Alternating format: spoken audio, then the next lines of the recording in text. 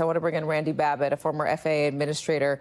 Now, Randy, thanks for being with us as well. We have a little bit of reporting from Jay Blackman, one of our producers who covers aviation, and he says that a source with knowledge of the situation tells NBC News, the staffing at DCA last night at Reagan Airport was not normal for the amount of traffic and time of day. According to a preliminary FAA safety report on the collision, this is his reporting from a source, the DC Tower usually has a controller who focuses on helicopter traffic.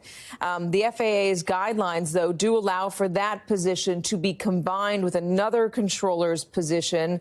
So one controller controls both airplanes and helicopters. Last night, at the time of the crash, that position was combined. This is a reporting. The source goes on to say this is unacceptable, or this is acceptable under the FAA's safety standards. That is certainly going to be a question. If it was acceptable to combine these two roles, and if that did in fact happen, should it remain acceptable going forward? Well, they're going to have to take a good look at that for sure. I think the difference between those two positions, whether it's manned by a single or dual, has to do with the time of day and the amount of traffic. And as the evening goes on and traffic fades, you just don't need as many controllers, and they're trying to be efficient. But it certainly will come into question as we move forward. Give me a little bit about this airspace, the congestion in this airspace. As I understand it, military aircraft or military helicopters doing training exercises have a ceiling of 200 feet. Is there any circumstance where they would breach that ceiling, where they would be above it? And if they are above that ceiling, if they were, say, flying at 300 feet and potentially in the path of another aircraft, would there be an alert that goes off? Would somebody else besides the people inside the helicopter be notified that they have breached that ceiling?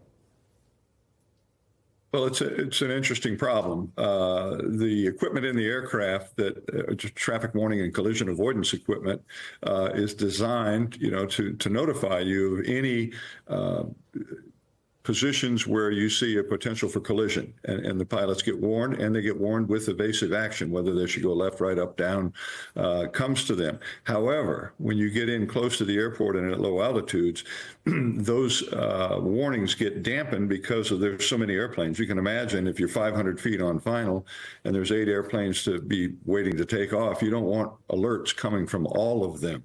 If you're landing on one way and someone else is taking off, you're completely legal and clear. But again, you get a warning, so they dampen those. So, that's just a matter of fact. So they did not get the type of warning that they would have been had they both been 1,000 feet higher. Was this surprising to you that this happened in this airspace like this?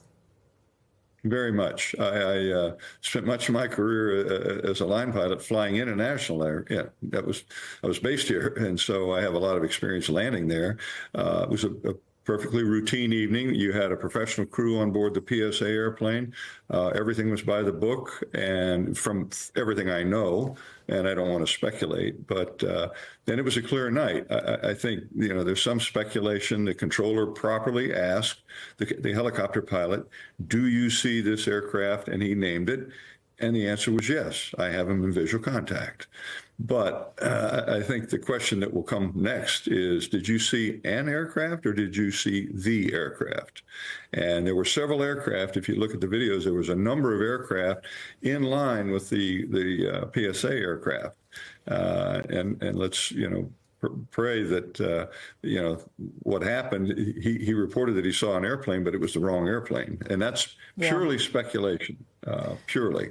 Yeah, and again, the NTSB is going to have all these answers for us if they can find out that answer in particular, if that helicopter pilot thought he saw the right plane, but was in fact looking at the one that was taking off that you see in this video that we're showing right now.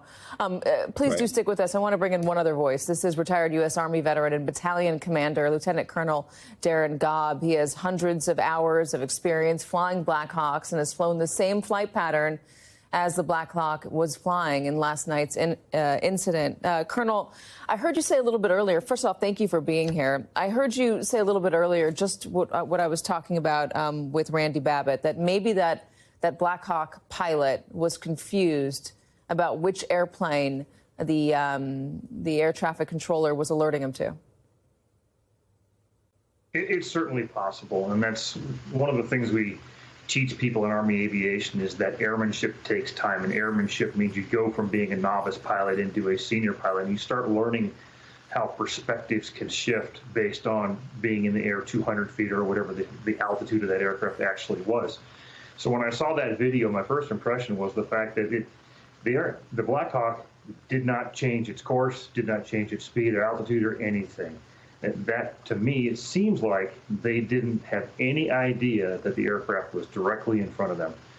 But to your previous guest point, like you said, there's another aircraft taking off. And if they confused which aircraft they were supposed to pass behind before they could continue on course on their mission, then they would have thought they were perfectly in the clear because they were well behind that aircraft taking off. And at night, to a point, you can tell the difference in size, but for the most part, those aircraft, a small commuter, they're all basically going to look the same and be a few lights with some dark space in between. So it's the perspective makes it very difficult to potentially identify those aircraft. And by the way, those aircraft lights are mixed into ground lights, especially if that Black Hawk did happen to climb up to a higher altitude, intentionally or unintentionally, which we don't know yet, but that's a feasible scenario. Let me ask you about visibility, the range of visibility. What is it like in a Black Hawk helicopter? What can you see? Well, you can see quite a bit. I've never had an issue with visibility in a Black Hawk unless it's in basically extremely dusty environments or low illumination. And low illumination matters both whether you're wearing goggles or not wearing or night vision goggles or not. And so there's never been really an issue as far as in my personal experience about being able to scan the skyline around a major airport and be able to find and identify aircraft.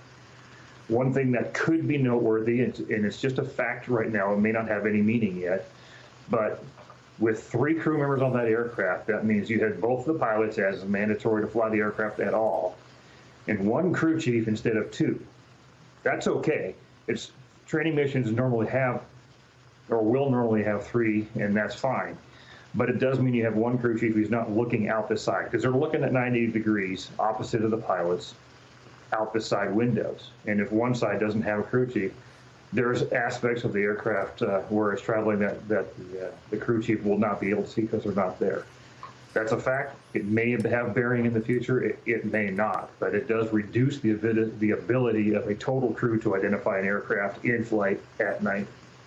When you're flying those training missions, I grew up in helicopters, and you know, I grew up with my father constantly checking above him and around him to make sure that there was nothing else in the airspace. This was Los Angeles, where there was a lot of other news helicopters and police helicopters in the air. How much of that is just standard practice when you're flying a training mission in this area? I know it's so close to DCA, which is, I think people would say, why are they flying training missions near, you know, a commercial airport? Number one, but how much is it inherent for the pilot to constantly be checking the surroundings when they're doing a training operation like this? It's standard practice regardless of what environment you're flying in. Even if you're in the middle of the clouds, it's such an ingrained habit that you're still scanning and looking for things that could impact the aircraft's safe operation. And so whether you're in DC airspace or you're out in the middle of the desert somewhere, you do that no matter what, constantly. And that's what we train people to do. Because as soon as you assume there's nothing there, that's when there is something there. And so it doesn't matter that it's in the middle of a city in this case. Yeah, I guess I'm struggling, Colonel, to figure out how he couldn't have seen it. I mean, I don't know if he did see it or not, but I mean, from the video, and I know the vantage point is hard, but from the video, it doesn't appear that the pilot changed course whatsoever. There was no adjustment. You can see it right. Well, if you backtrack a little bit, you can see for an extended period the helicopter coming in fast and the collision. It doesn't appear that there was an adjustment. How would you not be able to see this? Is there a blind spot potentially? There's potentially a very small blind spot, but given that distance between the two, it shouldn't have made it entirely disappear. I have one possible scenario that sticks out to me at this moment, and it assumes a few things about the location of the helicopter. First of all, You mentioned about the corridor having an altitude max of 200 feet. If they had gone higher than that, to the point where they were practically looking down at the civil airliner, the lights on the airliner could disappear practically or blend into the extreme light noise of Washington, D.C. I've had it happen to me in Seoul, South Korea, where I lost an entire 747 on takeoff from Gimpo Airport because it looked like moving cars on roads, streetlights, and things like that, given the angle and perspective I have.